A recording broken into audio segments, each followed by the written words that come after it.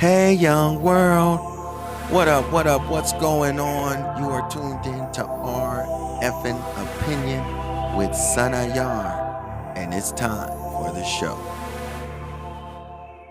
Hey, what's going on, young world? This is Sanayar, and of course, it's our effing opinion.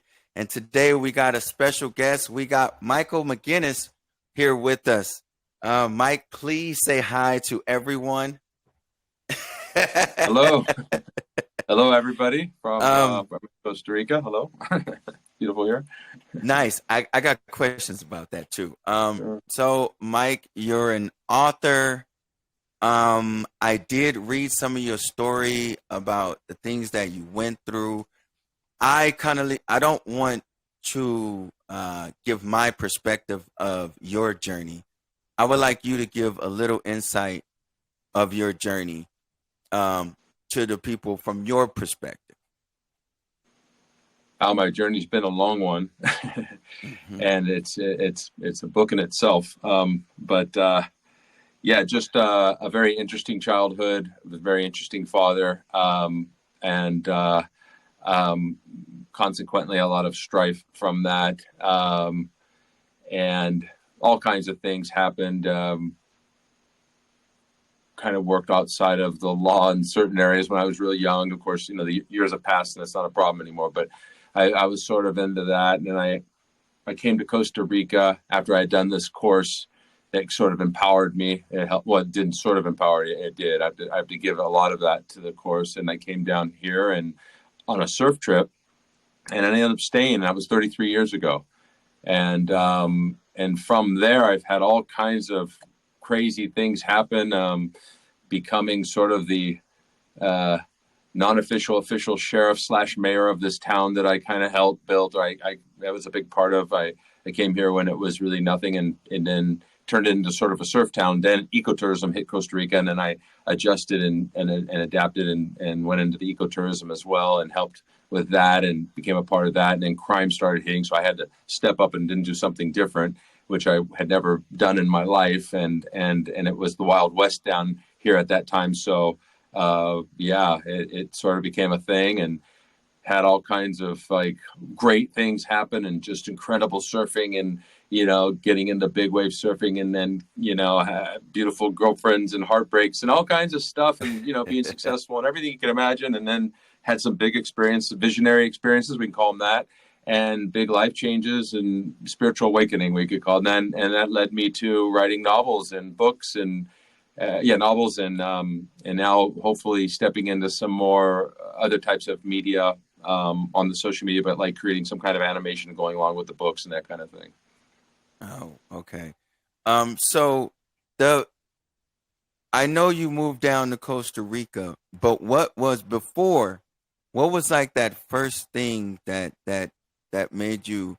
Now I know you got into some trouble, I believe. But what was the one thing that made something click to where you wanted to change, or was it like you said? You said you visited something or you did something, but what was that turning point to make you say, okay, it's this is more the direction I want to go? So I had, crazy enough, I had a lot of like older. I was young. I was 21, 22, and I had a bunch of girlfriends who were like girls who were not girlfriends, but girls who were like 30, 31, 32. Maybe they had a kid or whatever. And I'd sort of go and visit all these girls. I had a little bit of an addiction with the sex thing, to be honest. And one day, one of them says to me out of nowhere, she says, "I have to tell you something." And this is we are not spiritual people at all. We're fully just physical, just what that whole kind of thing. No, there's no talk of. I didn't even know what the word spirituality meant, didn't have anything to do with my life. And then she just said, "I feel like I got to tell you something, but you're going to think I'm crazy." I go, "Tell me." And she didn't want to tell me. She finally says, "She's like, I think you need to go to Costa Rica." And I said, "Well, what's that?" Like, I didn't even know what that was. I didn't like go through high school and all that. I Oh didn't wow. graduate, and I had a limited view of geography and whatnot. And I was at a Yeah. restaurant or something, and she's like, "No, it's a country." And I said, "Why would I want to go there?" She said, "I don't know." And then I'm like, "Okay."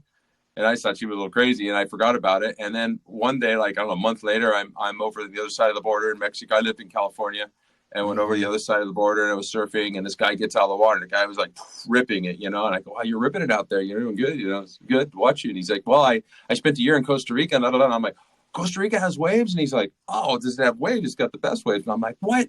So then this is all pre-internet. So then I started like looking in books and finding out that there's this great surf there, and I got this dream to move there. It's a dream. But Mm-hmm. then I have this conversation in my head because the way when I was raised, I was raised. I mean, I had a great childhood. I don't want to take anything away from it. I also had a very hard childhood. And one of the moments that was really difficult was when a stepfather figure stepped into my life and would literally walk around the house and scream at me and tell me that I was a no good, nothing Mexican. I'll never be anything in this world. Just like on top of me constantly at 12 years old. And so Wow. I guess there was a conversation within my head, like a speaking that would tell me that that was somehow true. And so when you have a dream or something like that, you start to say to yourself, well, you can't do that because you were, and you somehow, when you're a kid, you start to believe that stuff, or some people do, at least I did. And Yeah. I didn't know that. And then I went and did this course. The course is called Landmark Forum, to be honest, just to be straight. Landmark Farm. That's it. Yeah. Yeah. Yeah. Have you heard of it? No, but that's what I was getting to. Like, what Oh, was that point that changed, the course, and then it took you somewhere else, so right? that course, yeah, you go in there and you find out that um, that you learn that you actually have a voice in your head that talks, and you're always talking to Yes. yourself constantly. Yes. And I didn't Hmm. know that. I'm a kid. I'm 20 at this point. I'm 22, and I'm like, oh, okay, that's interesting. And the thing that you're telling yourself is a program that has been programmed in by all kinds of different things people Hmm. have said to you, things where you made a decision when you were young and something happened, and Yes. like trauma, and everybody goes through trauma. It's not just, doesn't mean like super gnarly, like getting raped. It doesn't have to mean that. It can be just somebody screaming at you constantly, whatever it is. And what this thing does is it shows you where you have blockages in your life because of the way you speak to yourself. And I was able to learn that, and also learn who I was blaming, which in large part was my mother. And then at this thing, because this thing happened, and then at this thing, I didn't know I was mad. I had no idea. And this is all unconsciousness, right? You don't know. And here I Yeah. am living life a certain way, but I had no idea. And I got to realize, wow, you've been carrying this thing around, and you believe what that guy said, and you believe what that happened, and you believe because we were your father, that all these things you believe, and it wasn't necessarily true. And especially when I called my mom to apologize for blaming her for all these years, which is kind of a strange, if you read my book, you'll see that's what we do in that, is we apologize for the blaming of. And I Hmm. did that, and she broke down, and I was able to discover that she was afraid herself. And me and my mom Mm. have had an amazing breakthrough relationship since that day forward. We are best friends. We just have a really great relationship. And I Wow. immediately, leaving that course, got on a plane and went to Costa Rica to make my dream come true. Immediately. Wow. There was a week later, I was gone. Wow. You I was gonna wait until a little later, but hearing your story now, um, my story is so similar. I had two brothers who my mom was with their dad, so I was a stepson, and I got treated completely different. My story is almost like yours, but you just enlightened me on something because I was the same way with my mom, and I forgive myself and I forgive her, but I haven't let her know why I was so angry. And you just kind of open my eyes to something because maybe she don't understand or maybe she don't know what I was feeling at that time. So I appreciate you for even mentioning that because my situation was so much not, I don't want to say the same, but I went through that same process. Um but for me it wasn't until I understood that I was programmed. And once I understood that I was programmed, because I was programmed by society and then I joined the military and got extra programmed. You know what I Yeah, you mean? did. So to deprogram myself, it took years, a long time. But I want you to elaborate on more after you spoke with your mom and went to Costa Rica and you had that when you did the so did your spirituality change as at the same time all this process was going on or did that come later? Yeah, it did not. And I want to touch on something real quick about you and your mother, if I can, real fast. Uh-huh, Um, absolutely. okay, a major part of it is to realize that the person who did what they did to you was actually doing the best that that person could with what they had in their toolbox at the time. Mm, Period. mm. And it doesn't matter how, and for everybody listening out there, it doesn't matter how grave and how horrific something was done, because you and I have a story that's similar, yes, and then there's other stories that are like, oh my goodness, like that, wow, Yeah. really, and even there, to be able to find that, oh, that person, even though they did that, was doing the best that they could with what they had at the time. You Mm, give them space, you give yourself space to, like you said, forgive.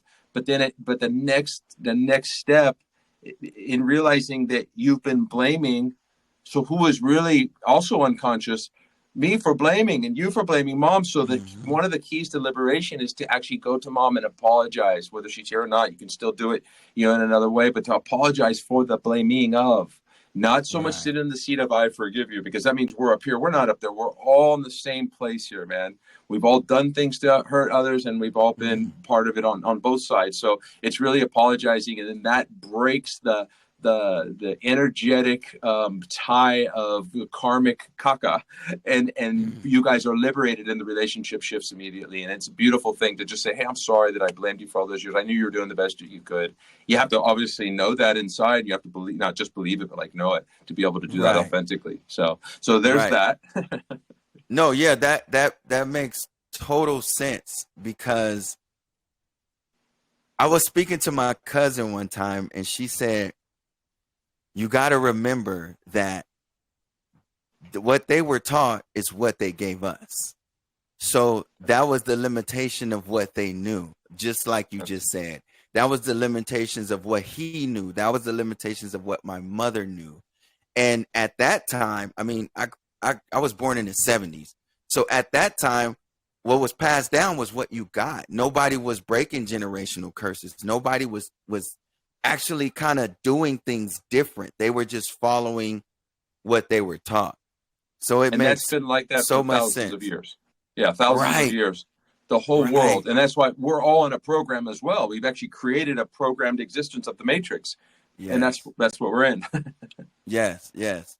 So One of the if you want me one to answer the question about the spirituality part, yes. yeah, so I would call that thing that happened with the course and my mom and what I learned and how I was able to free myself and liberate myself from my limiting beliefs. I would call that a transformational experience. Mhm. At this course, it doesn't get real spiritual in the sense you're not. They don't really talk about anything like that. It's really about getting rid of limitations, and it's a beautiful thing. It's a perfect thing for what it does.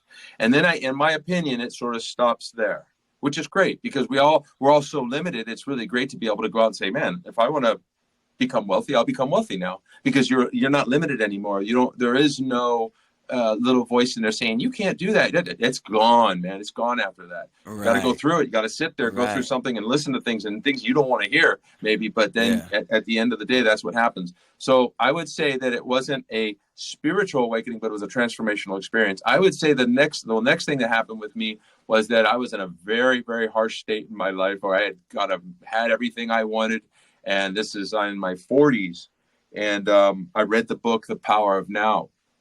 I actually listened Mm. to it because I don't read, but I listened to it on one of those Walkmans back in the day, and that changed my life because it showed me that there was a voice in my head that talked, and there was another voice. There was another a being that could watch that happen.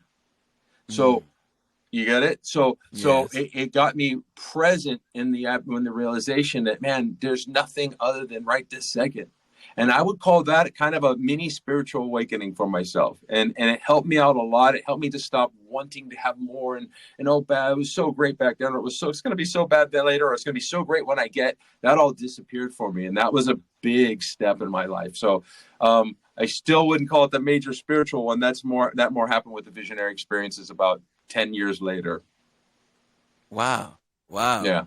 So that's that's crazy. So I I kind of had a similar experience. But I was with a friend of mine. It was a female, and we used to meditate all the time. So we would meditate together. Usually I meditate alone.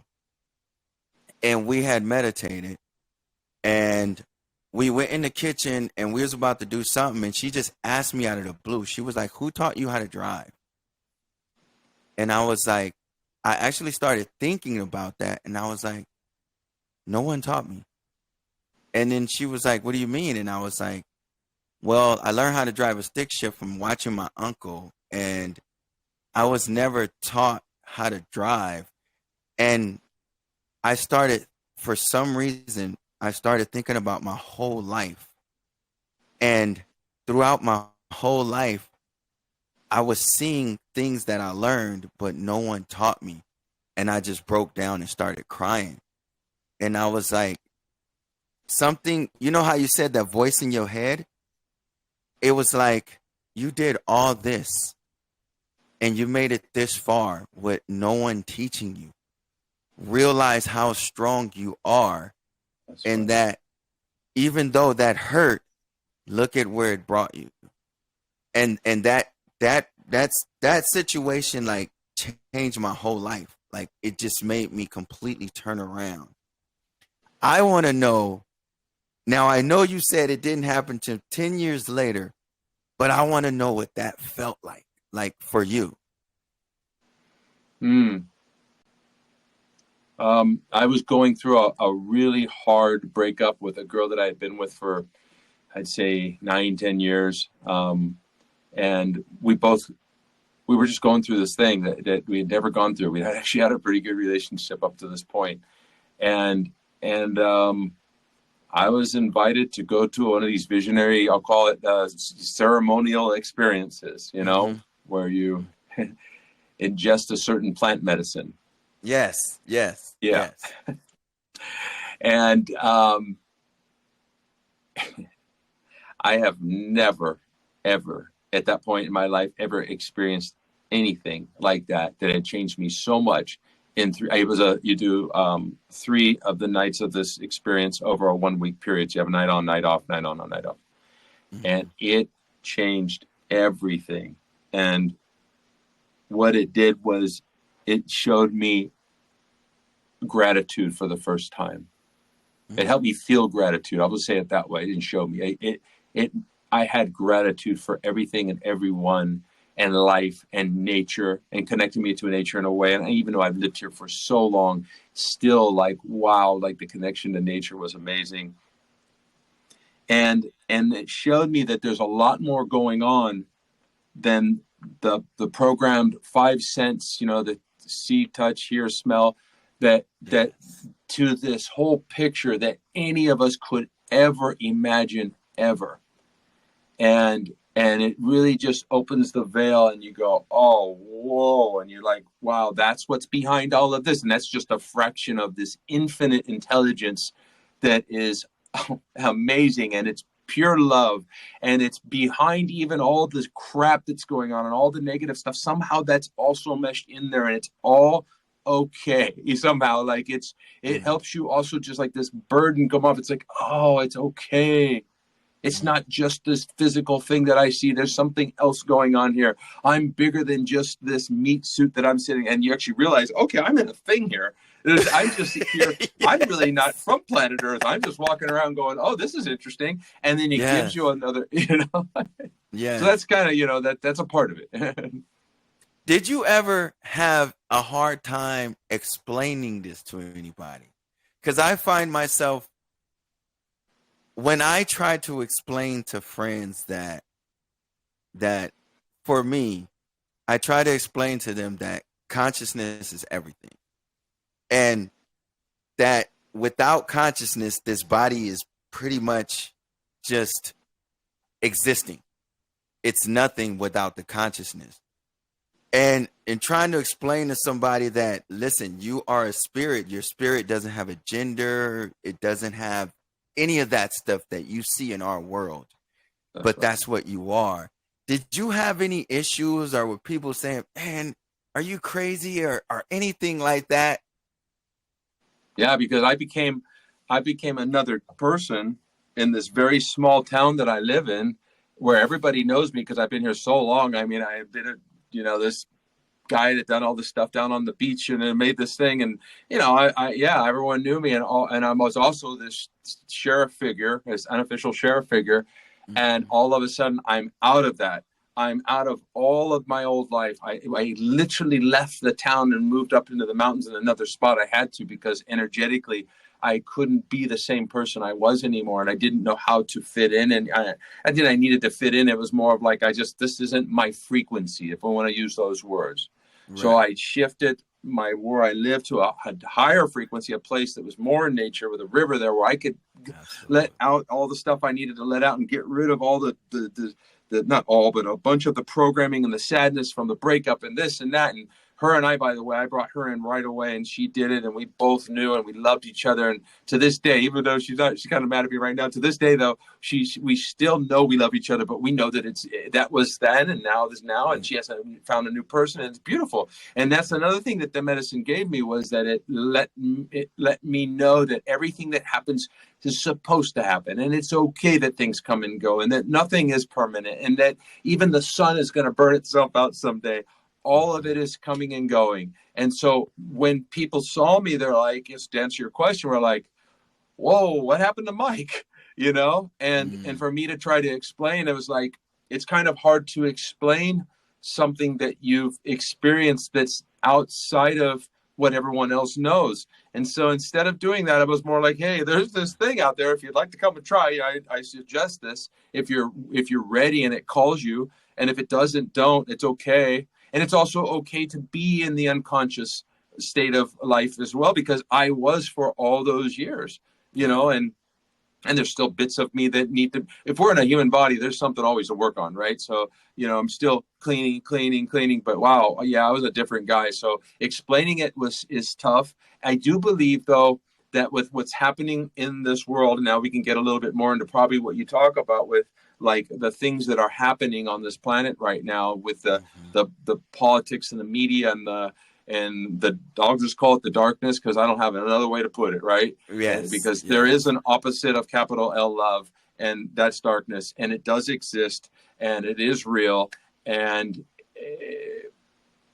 I guess that because this is all happening, and we're really being pushed, because it needs to push, because it feels itself falling up. It feels us waking up. You can even think about it. If you think like the last 20 years, oh, Whole Foods, and then people are starting to try to eat better, and they're thinking about yoga and this and that, even though that's not full on, but it's still something. So it Yes. knew, like, this intelligence, that's this dark intelligence, like, haha, I better like get rolling here. And it went out with bam, all this stuff, all this Mm. separation, and all this rules and draconian crap.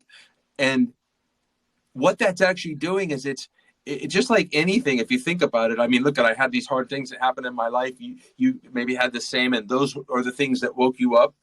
Well, Mhm. that's what they're doing. When I say they, I don't necessarily mean people sitting at a table. Yes and no, but it's more that intelligence of the darkness. It's pushing us to wake up. And so Mhm. people are waking up not only to what's going on, but also inside, because it's really important, because I talk about it in my books. And we talk about, yes, there are like basically two awakenings here. There's the awakening of okay, oh wow, they've been doing that. Oh, they lied about that. Interesting. Oh, we've got this war Yes. machine over here. Then they're making all this money because they're starting these wars over in Ukraine. Whoa, Mhm. okay. So you're waking up to that. But what's more important, and just equally important, if not more, I think, is also to wake up to what you truly are. And like you were saying, like we're the spirit. So the power that we have to shift things is more than we know. How do we do that? Hey, I'm sitting here trying to figure that as well, because it's complicated. But what Yes. if the world was to have a spiritual awakening? And I mean the world. Like what if 3 billion people came to the light, like just woke up, like for real? What would that be Right. like? What kind of that frequency Powerful. shift? What could that do to the darkness? Because Yeah. it can't digest people. It doesn't want to be around people like me. It doesn't want to look at me. It doesn't want to look at people like you. It doesn't want anything Mhm. to do with it. So it shifts its focus, and it focuses on those who are already in the negative vibration. What happens if Yes. there's not that much food for it? Interesting question, huh? Yes. Yes. Um, I want to ask you, so going through all this, what led up to the books, and what even made you start your first book? So I am not a reader, not a writer. My father's a novelist. My mother wrote a book as well. Oh wow. My mom's an artist as well. She's like a creative artist. I had never stepped into any kind of real creativity other than like, I'd open a restaurant or something and I get really into like how we had like an Elvis shrine and a shrine to Duke Right. Hanamoko. And I made all this really cool. So that was my limitation of creativity. I wouldn't have called it that then. I was like, okay, how can we make this cool? That was it. My parents, on the other hand, were more creative. I never noticed it, that's what they were doing. Um, in those visionary experiences, I was shown things that I needed to do in this world, that I needed to put forward, that I needed to open up in conversation or bring to the world. And one of them, there was this like piece of technology. I don't know anything about technology, but this like in this idea of this vision where there was a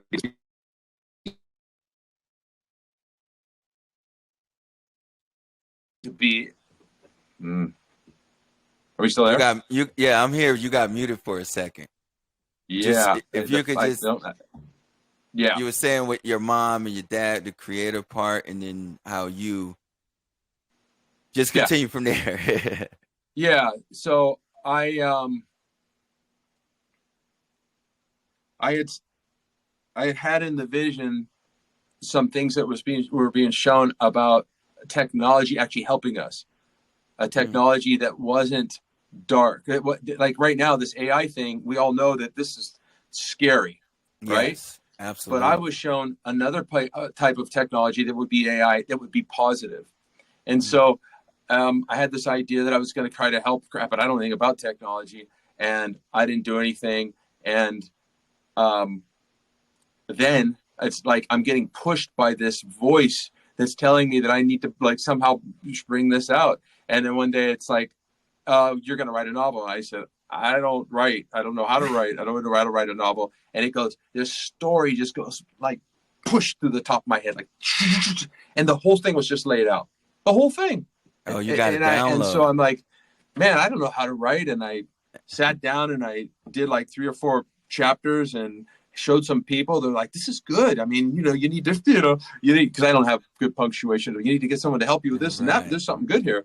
And I went out and got help and with that part of it. And man, I tell you, the weird thing is that it's going to sound weird, but it's not difficult to write these novels. It's actually very easy for me, and it's fun. And if I didn't have it in my life now, I don't know what I would do. I was a big wave surfer, and I hurt my back, and so I can't do that anymore. And Mm. this came along right at that moment. It was almost like perfect timing. And I really love it, and I want to create other things. I want to create movies and all kinds of stuff. Wow, man. It's the more you talk, the more like. So you hurt your back. Did you hurt your back surfing? Yeah, twice, two So surgeries. recently, about almost 2 years ago, I hurt my shoulder at work. And I'm still out to this day. Um, and for some reason, I was in the beginning, I was in a rush to get back. Like my life is over. And the longer I stood out, the more I was already woke, but the more I was able to, Awaken, yes, awaken, awaken. not woke. But the more I sat, right, the more I sat by myself, the more intense it got. The more I was sitting alone and had time to actually think and go back and forth with that voice in my head, it just came more and more clear. And what's odd is I now have been looking out, getting out of the country, and Africa and Costa Rica is one of the places that I've been looking at the most to go. And Costa Wow. Rica is like on the top of my list. And it's just, when I read everything about you, and I was just like, wow, I would love to talk to this guy. And it's so much it's like I feel like such a connection with you, and there's so much that we have in common, and yet I don't even really know you. But and I know that sounds odd, but I mean, your first book, The Essential Revolution, right? The that name for some reason, and I can't even explain to you why. The name of your book resonates with me, and yet I don't know why. I don't want you to give away the book, but can you just explain a little bit what where you like where did that come from, and where the name of it, like where did you come up with that? Okay, well, first of all, to just say something about what you said about the connection, I agree. I agree, and I feel the same thing. And it's because we're all going home. We're all going to the same place. We're all going to towards ascension. You know, we're all waking up. So it's very common that when people are starting to really move in the higher frequency, that we see this commonality. So it doesn't, for me, it doesn't surprise me, and I'm with you on it. And I agree 100%. I feel the same, just so you know. Okay. Okay, awesome. And so the name, the name was like, it I everything was given to me, man. It's like it just was like, think, like it was. I didn't have to go. What am I gonna call it? It was like, there it is. And Wow. I'm like, oh, the Essential Revolution, and I wrote it down. And I had some people that I didn't end up working with that were sort of looking at everything. And I told the girl, I said, what do you about this name? She said, well, a name, is something that we can figure out later. I don't know. It might. And I'm like, oh, that was a big red flag for me because I love the name. I love the Yes. name. And Yes. so yeah, the book really talks about what's going on in our world right now. Both of them really, because the first one was written before the whole world really started falling apart. So because I was starting to write, I think I wrote it in 2016, 17, around there started, and then it came out in 2020. And it was kind of on right about then. So obviously when people read it, they're like, wow, they should realize that I wrote that knowing that something was coming, because in the book that one of the persons is letting us know that it's like an oracle person, a woman, and that something's coming our way. And so I knew that, and my friend and I here, he also felt the same way. And like every time we go to the States, we come back and like he'd go, wow, you could feel it's getting closer. I'm like, yeah, I was just there. I felt the same thing, man. And Yeah. so then on the second book, The Invitation, is that we are in literally now. I wrote it really fast because it didn't Oh take me wow. 3 or 4 years. It was like bam, and the way it comes through me, man, is I just sit there and it just goes, and I just start writing. I have no idea how it happens. It's crazy, and it's good. I mean, so many people love it, and it's written well, and it makes you feel like you're in a movie, and it's a page turner. That's what I get told by a lot of people, and that's what the reviews say. And so yeah, and The Invitation, if you think about the name, it kind of had a double meaning for me. I don't know if you know about human design, but I'm what they call a projector, and it's sort of a Yes. you know what that is? Okay, yeah. Oh my gosh. Like, okay, I'll let you explain, but I just want to say this real quick. So I was meditating and I had a vision. I didn't stand it until I started saying it out loud. In my vision, and this is so weird that you said that. In my vision, I was shown that that's exactly what we are. We are projectors. The only thing is, it was like no matter what you project, you can tell a person what you're projecting. You can be next to somebody and they can see the same thing you see, but everybody's projection is different. So I could be standing right next to you, and my perception of what I'm projecting is completely different than yours. And that blew my mind because I'll never be able to know what you project, what you see. What Even you though, perceive. yes, and that just blew my mind, and it made me understand people even more, because just because we're different and we can be looking at the same thing, because of what you've been through, the way you see the world is not how I see it. And that's things that we need to understand and grasp, So yeah, that when you said that, and it's so weird because right now, like I literally got goosebumps right now because the connection and the things that you are saying. And I don't want to be one of those people that constantly say I had that same experience, or I don't want to be that person, but it's so surreal right now that a lot of the things that you're saying, I went through the same thing. And I don't want to keep saying it, but it's weird because it's like, because we, for some reason, this happened for a reason. Everything happens for a reason, and our connection happened for a reason. And just to know that you're in Costa Rica and that's somewhere I was planning to leave to. Like, I'm ready to leave America, and that's one of the top places that I wanted to go. So just this, it's uncanny, our connection, even though we're just meeting. And Yep. I, you're making me get to a point to where it's like I don't even know what to say anymore. I have this list of stuff that I want to ask you, but it's just like there's so many things that you're saying, and the connection is like unreal for me right now because of your experience with these downloads that you're getting, or uploads, some people say, um, because I've experienced some of those same exact things, but for me, it was with music. Mm. And I did music and I stopped. And I was just like, because music is heading in a direction to where what I'm saying is not going to be heard. But when I go back and I listen to my music, the language was such an esoteric language that I was talking about spirituality before I even knew that I was talking about spirituality. And I go back and I listen to my music now, and it's just like, wow, I can't believe that that came from me. But I was so far ahead that it doesn't even make sense. But now, if you listen to it, it makes sense. But back then, when I did it, it didn't make sense. Now it makes sense to me. So to hear this is what happened to you with the books is just like, it makes me feel like that I'm not alone. Like, you actually experienced this too. That's why right now I'm just like in such shock.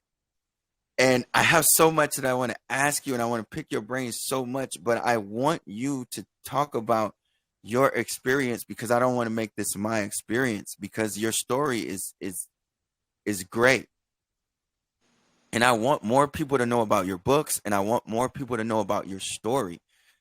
Just the difficulties you went through, how your breakup and divorce, and all the things you went through to lead up to now, to where you are in that happy place. And I know we have time limit us, but I want you to be able, because your story is awesome, and I want people to know more about you, and that we can do the same thing, Yeah. so please elaborate more, tell more about your books, and the conspiracies that you experienced, and things that you saw, and more about. I want you to just tell us everything. Well, let's start with the synchronicity between you and I. I mean, it's interesting, right? And Yes. it's I don't think it's something that should be thrown away. I think that when you stopped your music because you thought that that's the music industry wasn't going there. For me, I knew for sure that my books were not where people like where or Hollywood would turn it into a movie unless something really shifts. But there Mm-hmm. are other options. There's Angel Studios out there, and there's all the there's new things happening in the world because the world is moving into a spiritual awakening. Period. It could look like it's doing this, and it is. Let's not be the Dimitri in the book. He's the main character who's sort of the teacher guy. He says the world is falling apart and waking up at the same time, and Mm. I believe that to be true. So Yeah. I guess I would also say that the synchronicity here between you and I saw Neil Donald Walsh say one time, I listened to, I think it was Conversations with God. He said something like, when a synchronicity happens, you are the creator to say what it means. So like, I would even like suggest that we look at it like maybe a guidance, a message to you to say, why don't you get back into that music thing? Make music that you love, because that's creating, you create something. And like one thing I had to learn through this book thing was that I'm going to write these books and the people who will align with him or connect with him or maybe need them, if we want to use those words, or could really use them at that moment, it'll get in their hands somehow. We leave it up to the higher power to do what needs to be done, because the creation of something through art is everything for me. Like, I really know that now as a guy that sits down and reads books and has no idea where the stuff's coming from. And it happened with you too. And we know where it's coming from. It's coming from the creator. That's what's happening. Yes. The capital Yeah. C creator, as it created us in its image to create as well. So it's having experience through us. So I would say, get back to that music. Yeah. Yeah. And you know what? It's funny that you say that, because my son, I played something for him and he was like, "Wow, I can't believe that was you." And I was like, "Yeah, but and the weird thing about it is, as much as I love music, it was more of the creative side of it. Like, I didn't want to be a voice. I wanted to create. And something told me to, and this is the weird part. Something said, stop doing the music, make a podcast. So I started a podcast, which is the shirt I'm wearing, Sophisticated. And I knew I had a partner, but for some reason I knew that something was going to happen with my partner and I was going to have to do this on my own. And I had no idea what I was doing. But for some reason, I started the podcast and it just kind of became this thing to where people were actually listening to me. And I felt more connected than ever.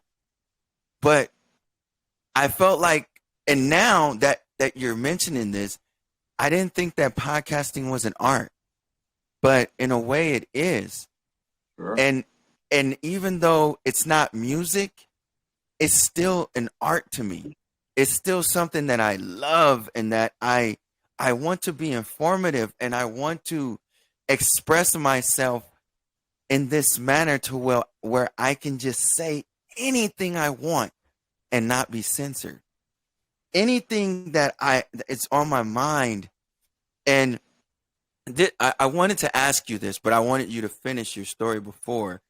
When you went and you did the plant-based, can you tell us what that plant was? Because I know of several plant things, and so one particular thing that's not a plant, but it still gives you that same journey. So can you tell us and tell the audience exactly what that was? But I will say he's absolutely right. When it comes to this stuff, you have to be ready and in a position to do these things before you do them. So can you please tell them what that was? The first experience that was, we'll call it very transformational at that time in my life, the biggest at that moment was ayahuasca. Mm-hmm. And that's a plant, that's a tea that is created from two plants in the Amazon, usually two, sometimes it's more, in the Amazon jungle, that contain a component, molecule of the NN-DMT, and that is a visionary part of it. And then the vine, that comes from chacruna, and the vine is the ayahuasca vine, which is the one that it makes it so that the journey can last long, so that your stomach doesn't kill the DMT. So it's like this inhibitor. And that's what those things, and out of I think it was 130,000 plants in the jungle, somehow these indigenous people were able to take these two plants, put them together, boil them in water over time through prayer, through a very beautiful ritual to make this happen. And when you drink it, it is something else, I'll tell you. Mm. And I would say that it's good to be called, but I'll tell you, it's very strange. My journey was very different. These people I had met on the beach said, "Hey, we're going to," I didn't really know who they were, and they're kind of hippies. And I was like going, "Hey," we were talking. I go out and look at the waves every day. My back was all messed up, so I couldn't surf, but I was still addicted. I lived right on the beach, and I can see them every day. "Hey, what's up?" And they had like a dog in the van, the whole thing, full hippie like, and they were all getting packed up. And I go, where you guys going?" And we're going to have an ayahuasca experience. I go, "What's that?" And they told me like, oh, that sounds like LSD. I don't want anything to do with that. I did that when I was 15 years old. I don't need any of that, you know. And I did it Yeah. like 3 times in my life, and it's very strange. It's great. It really showed me a lot about how powerful the human mind is. But it was when I was real young, and I'm like, no, I don't want that. They said, no, it's nothing like that. And I'm like, yeah, but it sounds like that. And they're like, no, it's not. And one thing led to another, and I was in the car with the man, and I drove up, and so I was not. Maybe I was called because of all the things that were happening in my life. I did talk to a friend right before I said yes, and Hmm. he's kind of a lit up guy, you know, and he used to work for me. His name is Anders. I go, Anders, you know, have you heard of this thing called ayahuasca? And he puts his hand out to shake my hand, and I'm like, what? And I shake his hand. I go, what's going on? And he says, congratulations, Mike. I said, oh, you've done it? He says, 8 times. And I said, really? He's all, Mike, it'll change your life. I just got in my car and I go, I'm going with you guys. I flagged him down, jumped in the car, and my life was changed. And the first night, boom. Second Mm. night, boom. Third night, wow. Just phenomenal, man. And there's Wow. other medicines out there you might have been talking about, like the toad medicine, which is Yeah. Bufo. Yeah, that's when Yeah. Mike Tyson did changed his life. That was my biggest, for sure, without a doubt, shift was through Bufo. Yeah. Wow. Wow. And you know, that was the first time I've heard it. It was when Mike Tyson first started his show, he was with a guy named Evan. Mike Tyson always talked about the toad, and Evan always talked about ayahuasca. Um, I guess Mike Tyson he didn't like ayahuasca because it lasted too long, and Evan preferred ayahuasca over the toad. But I started researching that too, and I started lower with mushrooms. So I haven't went up to the ayahuasca level yet. But again, I know that's something that you have to be ready for. But it is something that I know I am going to do. Um, I'm at this point to now to where I just want I don't know why I just want to leave America. I just want to get out. I can't explain it. I just feel like this is no longer my home. And Mm-hmm. it's maybe a place that I come back to, but when you said that the frequency you had to change that's how I feel.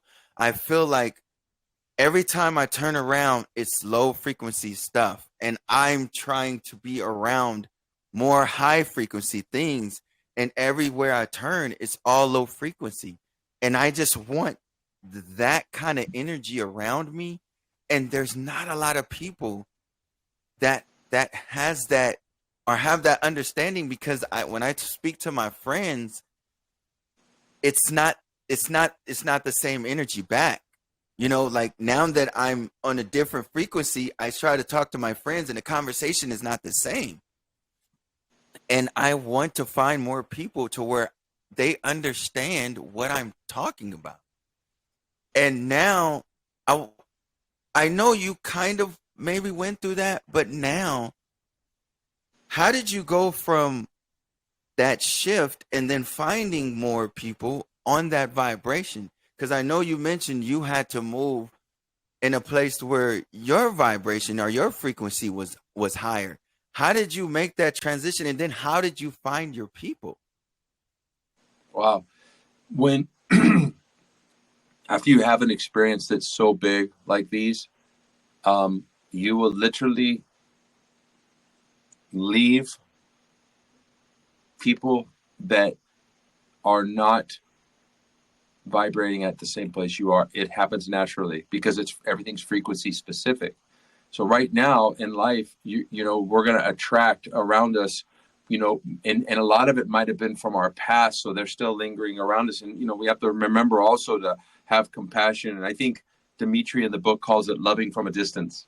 And Mm-hmm. sometimes, you know, at some point, I mean, you know what was a very interesting thing about this, like this big division that happened with the injection or with the president and all this stuff. You could really see how people that you would have never thought were like doing the thing that you're not going to do, or vice versa. You could look at it that way, you know. And in my Yes. case, it was like wait, no, I really, you don't want me to come in your house? Oh, okay, I got your number, and it was really easy for me to go, whoop, you know, Yes. and it's just frequency. It's going to happen anyways. I don't even think there's so much of a try. I do believe that surrounding yourself with people that are operating on a higher frequency is great. I also would say that the most important thing is that you raise yours. You just continue to raise yours. Every time you think a thought that feels negative, doesn't feel quite right in the body, go to the shadow, figure out where that came from. When was it the first time you felt this? Why do you feel it? Clean that. Make sure it's not yours. Apologize if you have to. If you said something to somebody, hey, like as quickly as possible. Ho'oponopono, they call it, right? I'm sorry. Please forgive me. Thank you. I love you. It's a very powerful practice to use. I'm using it. It's been bastardized a little bit into the form where we just say it back and forth to each other. When in reality, you're really saying I'm sorry to the child within. That I'm sorry, and then please forgive me. I'm doing the best that I can. You're saying, really, that's the way to do it. Thank you for the lessons that have come in front of me. Thank you for what you've been for me. I love you, which is true, right? Because we all love everybody. It isn't universal truth. We don't see it, and people say, "Oh, I don't love everybody." I get it because you were trained not to. But if you look at a baby, and I'll use this all the time. People probably get sick of me saying this. Baby comes out, it loves everybody and everything. That's you. Yes. Sans the programming, right? Minus the programming. Right. Right. No, yeah, I feel the same way. I feel like um it's weird because you know, I didn't realize my love came with conditions until I crossed over. And now that I understand what unconditional love is, it's that's something hard to explain to somebody because it's like a normal person would be like, how can you love everybody? Well, everybody is like we're part of each other. That's right. We're all part of each other. How can you not love yourself? You know what I mean? So even though I'm looking at you, Mike, and it's like you're me, I'm you. Yep. Like, how can I not love that? You know, Yep. like, and that's the unconditional love, like that we supposed to have for each other. And even if somebody's low vibration or into things that you're not, you still love that person and accept them for that. But that's just not a part of where you are. You're somewhere else, but I still love you because Yeah. we all have to go through that process to get where we are. But Yeah. now, and you said, oh my God, you said, you know, because I always wonder why everybody in my life just disappeared. And everybody say when you go through the spiritual journey, you lose your friends and prepare to be alone. And I didn't realize it until everybody in my house was gone and I was alone. And I was like, nobody calls, nobody comes over. And then when I do talk to my friends, the conversation is no longer the same. And you're right. I just need to vibrate higher. It's not about finding people like me. It's about vibrating higher and the people will just come. And you It's can it also and yeah, go ahead. you can also like keep your eyes out for events and things that really like resonate where those people will be. It's also nice to do that, right? Because we are creatures that want to be around our tribe. That Yes. is what we are, period. And so it's also great to like I had to do that. I had to go, well, it did start to happen really naturally for me, but I also like stopped going, okay, I'm not going to go down there and do that anymore. I'm going to go over here. Well, they're having what's this Mescal, where you go inside this thing and it's super hot. And okay, I'll try that. And you start to try these new things, and you go to maybe a yoga or whatever it is, a meditation class. You're already in the meditation, but it's out there, and you could even have some of these medicine experiences. In what part of the States are you in? I'm in Southern California. Oh, just let See, me I know. didn't want to say anything, but I just want to see how ironic things are. Like, so What city? I'm actually in Lake Elsinore right now. But Okay. I've moved from like Orange County. I was in LA. I moved from Orange County. And as things got expensive, I just kept moving east. So now I'm in Lake Elsinore. Been here for about 4 years. Was in Corona for 8 years, so I'm still in the Southern California area. I grew up in Fullerton, and Oh, yeah, and I used moved to to live in San Fullerton. Clemente. Yeah, after I left high school. Yeah, Wow, wow. See, it's small world, man. And yeah. and and then, like I said, I was Costa Rica is one of the first places I looked to move to because I want to move out of the country. Um, and but as much as I want to compare, I still want you to talk about. Now I know we've got into the spiritual part. How did you? And I know we're changing subject, but where did you get into the conspiracy part, and where did that all combine? Because for me, they went hand in hand. The conspiracy part and the spirituality part kind of was together and opened my eyes up together. Was that the same for you? Yeah, it was the same for me. I would say a little bit before the spiritual awakening, I was like looking at 9/11 and realizing, wait a minute, there was a third tower that this paper was on fire and went into the thing, and the whole thing exploded like this, Yep. or like this. Mm-hmm. I sort of scratched my head. I said, wait a minute, something's going on here. Something's not quite right about this. So it did happen in a little bit different time for me. I did get a little wound up and crazy watching a lot of Alex Jones, and I didn't want to go out of the house. I got a little nutty, and then I got out of that. And then years later, the spiritual awakening thing happened. So it's kind of come in from different pieces, and you I think now it's just not theory. I think it's funny because so many things are now being admitted by the players. Oh, this is what we're doing of this new world order, and this is what's going to happen. And Agenda 2030. No, we're going to do it now. And I mean, they're just literally saying it. So people who are sitting there going, "Nope, this doesn't exist," they're just so sheep-like and afraid. And you have to also Oblivious. give the compassion and go, "Okay, that's just where they're at. It's okay that this game needs those pawns, these NPCs to be there for some reason.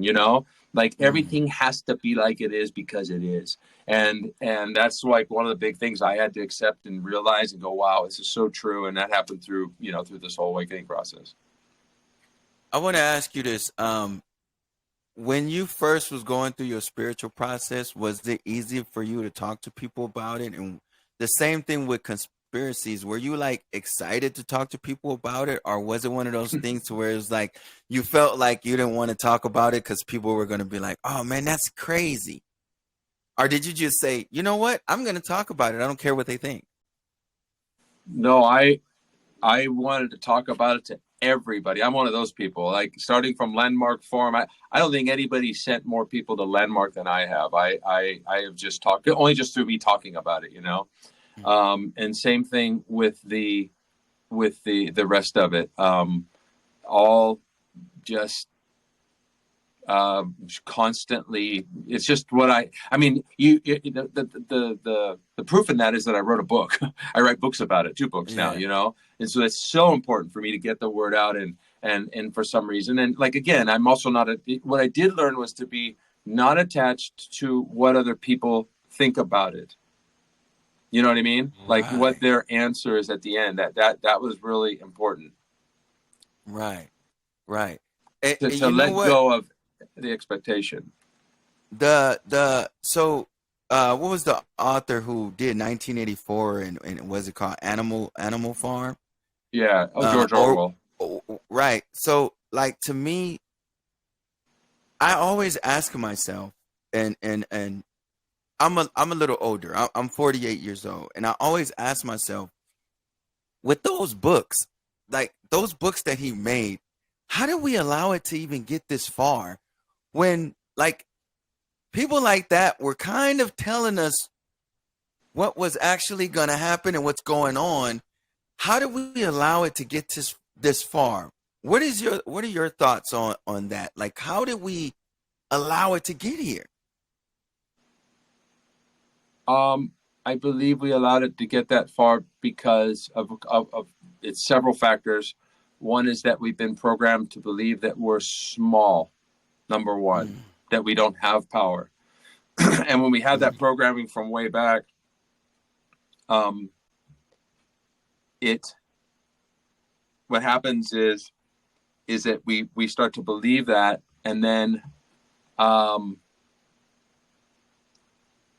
it allows us to become, it makes us become stagnant and afraid and not wanting to move, even though we see something like, oh yeah, but I can't do anything about it. I'm small, you know. Right. That's one. The other one is that so many of us have um, um, bought into the whole thing, and Mhm. use these entities and these corp, whatever they are, whether it's the government or whatever, and we've been a part of that, and we're, it's like a father figure. How could they ever do something to us? You know, um, Yeah. you know what I mean? Yeah, exactly. Exactly. So we're just kind of programmed for it. All right, one more question for you. And this one means a lot to me because Okay. I me personally, I look at myself as um I'm ready to have fun, but I want to be informative. What advice would you give the younger generation, especially um like teenagers that are going into high school and that gonna be experience coming out to experience life? What kind of advice would you give them, or what kind of insight would you give them just before they come out into the real world?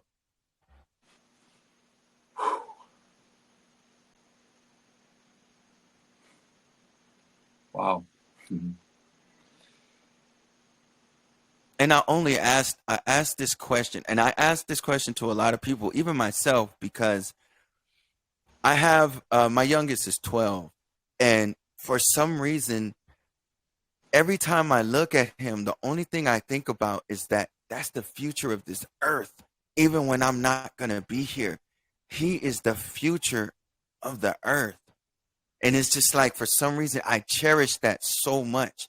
And he's the youngest. I have other children, but it's just like all of them are the future, but he's like the youngest. He's only 12. So I look at him like when there's going to be a point where I'm not here, but he's going to have some kind of impact. At least I want him to on earth. You know, what can we give them, or what advice can we give them to say, hey, you know, think about these things? Um, Jesus said something. He said, I leave early now to go to the Father. You will do works that I have done and more, because I leave early and go to the Father. So I would empower them, letting them know that they are powerful, having them question everything. Um, and that for them to know that also that they are eternal, to really like let them know that they're never going to really die. That's the biggest fear that's been programmed into us, that Yes. we're limited. We're not. You will never not be in some. I don't want to use the word form, but experience will always exist, and you are it, and that is for sure forever. And even though things could get rough, these people, these new kids who are coming in, they're the ones that are going to carry the new world, and Yes. they have some Yeah. special stuff in them, and let them Yes. know that, and for them to dive into the spirituality, and that's the number one thing is, I'm going to say it, but I'm going to say it, and a lot of people like to hear this word, but God first, period. Yes. You know what I mean? Yes. And you can't tell somebody that. They've got to experience it themselves. Just like you can do that by showing them the love that they are, the love that they've been feeling, and the sadness, and all of it is the same at the end of the day. And Yeah. that's what I would say. No, I agree. I couldn't agree with you more. There's an old school rapper, and he said, "You use your gun," and he said that's a metaphor.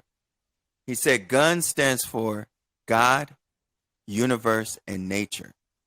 He was like, always keep your weapon with you, and I believe that. God, Very good. universe, and nature. Tap in. Mike, So, thank you so much. I appreciate your time. I do want to connect with you again, whether that be on or offline. I still have so much more that I want to share and talk to you about. But I appreciate your time, brother, and thank you so much. And I love you, and I can't tell you how much. Um, just I was so excited to get this interview because I just felt this connection just by reading everything that I read. And there's so much more I think you need to share. There's so much more with yourself that I think you need to share. And I don't know why I need to say that, but your Thank you. story of what I read and what I'm receiving is that there's so much more you have to share, and there's so much more you need to share. And I truly, in my heart, I truly do believe that. Even though you've shared with the books and you've shared with us today, you have even more to share. I'm not sure what it is, but you do. And I truly believe that. And please, let's stay in touch and connect again. Please. Let's do this again Yes. for sure. Thank you so much. Again, I appreciate you, brother. I love you. And please, let's connect again. This was fun and very informative. I actually learned some things. I'm going to have to go call and talk to my mom because I still haven't done that. But yes, thank you so much. Again, appreciate you and love you, brother. Thank you. You too, brother. I appreciate it. Thank you very much, and we will definitely do this again. Thank you so much. All right. Ciao. Thank you. Peace Okay. and love. Thank you. Igualmente. Well, that's it for the show. If you have an opinion you want to discuss, give us a call, 213-600-5144, and leave us a message. We will give you a shout out and discuss your opinion on the show. Or follow and DM us on Instagram. Also, here's a couple more podcasts you need to check out. Conservation Cabin Podcast, Lost in the Groove Podcast, and also Raw Sugar Podcast. Peace and love, young world, for RF and Opinion.